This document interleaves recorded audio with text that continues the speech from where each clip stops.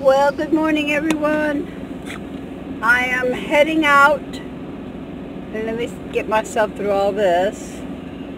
It's messy and muddy and all from all the rain we've had, so I got to watch what I'm doing. I don't want to get stuck. But I've got to go to the dump. I got a lot of garbage to throw away. Not only, garbage, but my tent as well, because it had so many holes in it from whatever critter wanted to get in. And they didn't get nothing because I didn't have nothing in there. How about that? Ha ha ha. Shame on me, huh? Didn't feed them. But anyway, I am heading out right now, and I will talk to you all in a little bit.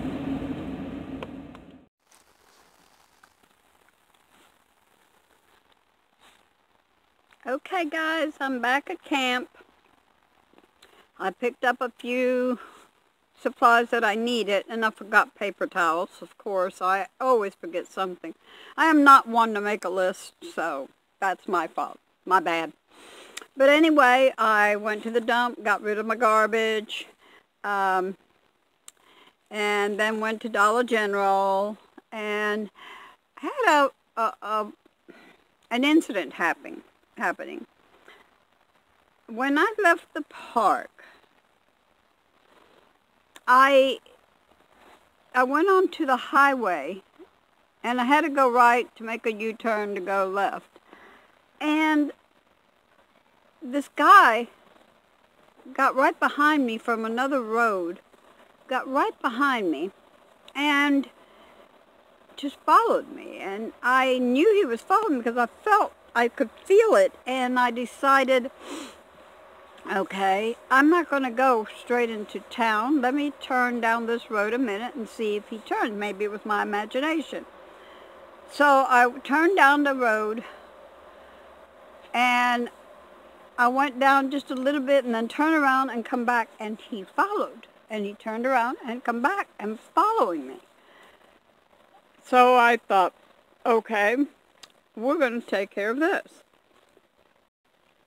So I went and I drove into the fire department because they don't have a police department per se there. So I drove into the fire department. I got out of my van and I walked into the fire department. I told the guys what was going on. They looked out the window and they saw the guy, and I guess when the guy must have noticed them looking out the window, because he took off. I waited there maybe 30 minutes. The fire department guy, he went out and he was checking to make sure the guy didn't just go down the street and turn around. So wait about 30 minutes, and when I felt it was safe enough, I left there and I went on to the Dollar General store, but I parked where I wasn't noticed, just in case he was driving around. And I went in there and I kept looking out their window every so often to make sure that he wasn't anywhere near. And so when I felt it safe enough, I left, and I'm back at camp, but the whole time I was watching behind me and ahead of me as well to see if the guy was following me, and nothing. So far, nothing. But that is something that we, especially us women, I know, I'm sorry guys, I'm not trying to keep you all out of this, but this is mainly women. When you feel somebody is following you, don't stop. For anything, do not stop. Go to your nearest police station, fire station, anywhere where you feel safe at, a gas station, anywhere where you could possibly even call the police. And if you have your cell phone and it's, come here Brian, come on baby, and it's not a dead zone, call 911. Let them know what's going on. But do not stop. Not for anything. Because that's when they get you. Be also careful, very careful. One thing I've found is that, okay, I'm always wanting to help people out. But in doing so, I have to be very careful. Like if somebody's broke down on the side of the road, if it's just a woman, I don't worry much.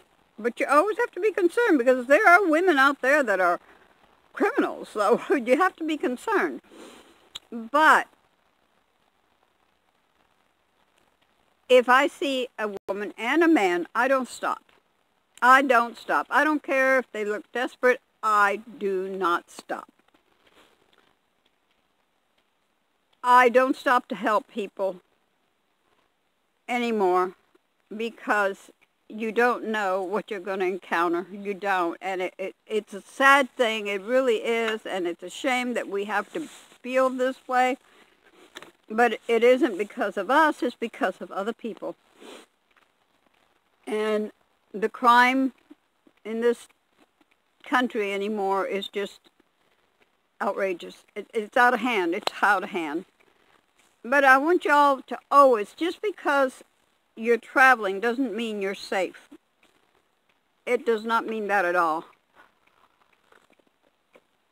I was just told lately about a man who had parked his car, and the way he parked it was parallel.